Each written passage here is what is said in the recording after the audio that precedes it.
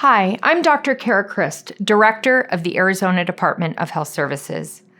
Last week, New York released a data analysis that found 74% of COVID-19 cases in that state could be traced to small household and social events. That's 3 out of 4 cases traced to events where people got together and let down their guard. I bring this up because we have seen much the same thing at ADHS. Our 600 contact tracers point again and again to situations where people socialize without taking the precautions that are required in most public places.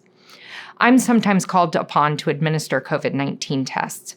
When the test comes back positive, in almost every case I've heard that the person didn't take precautions in a social setting. It could be that people are tired of masking up, physically distancing, and taking other steps to reduce the spread of COVID-19. It could be that a false sense of security leads people to take chances. It could be a denial that COVID-19 poses a risk or that prevention works. It could be a combination of these factors. Whatever is behind this problem, we all must address it to flatten the curve, protect the most vulnerable, and reduce strain on our healthcare system. Since Thanksgiving, when many gathered with loved ones and friends, we've seen the COVID-19 metrics worsen. Inpatient and ICU bed use continues to rise, as does the COVID-like illness metric. This points to increased emergency room visits and hospital admissions due to COVID-19. More than 425,000 COVID-19 cases have been reported to public health since the pandemic started. Last week, the week of December 6th, the percent positivity was 18.4%. This indicates ongoing transmission in the community, and it's increased since. Also during that week, Arizona had a rate of 570 cases per 100,000 people. This far exceeds the benchmark for the substantial transmission category of 100 cases per 100,000 people. 90% of Arizona is under some form of a mask mandate. Restaurants, gyms, and other businesses that are at greater risk for transmission must operate under strict requirements to protect staff and customers. Masks are required in schools. Arizonans have helped make that happen where businesses are concerned. ADHS has received complaints about 3,600 unique businesses. We have investigated 3,100 of those while conducting nearly 700 on-site inspections.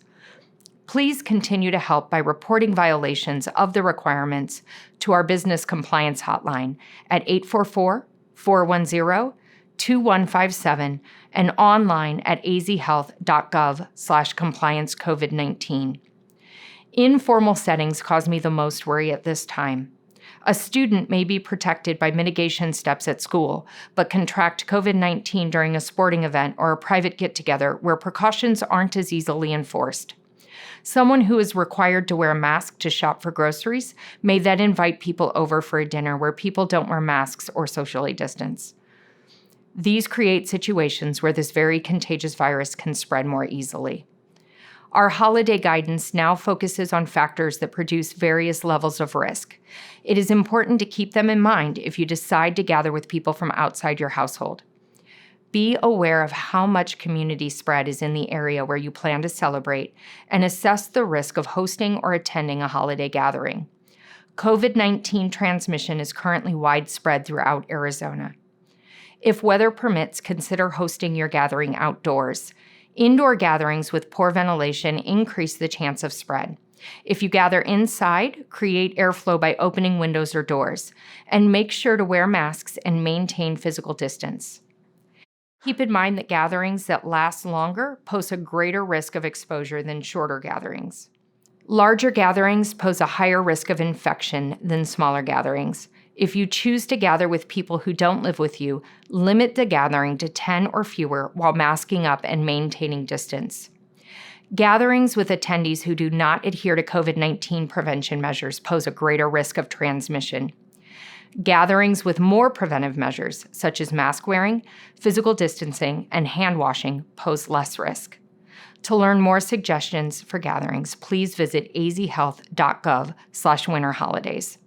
It's great to see the first doses of COVID-19 vaccine reach Arizona.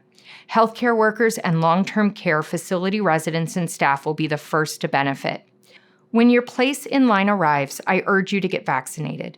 The approved vaccines have been subjected to rigorous testing and trials. They are safe, they are effective, and they are free. They are a way for us to return to normal lives free of fear from COVID-19. However, it will be a number of months before vaccine is available to all. So we must continue doing all that we can to mitigate the spread of COVID-19, including taking precautions every time you are around people who aren't members of your household. Wear a cloth mask over your nose and mouth. Maintain at least 6 feet of physical distance. Wash and sanitize your hands often. Stay home if you feel sick, and avoid crowds. To find out more about COVID-19, including recent data and additional prevention strategies, please visit azhealth.gov/COVID-19. Thank you.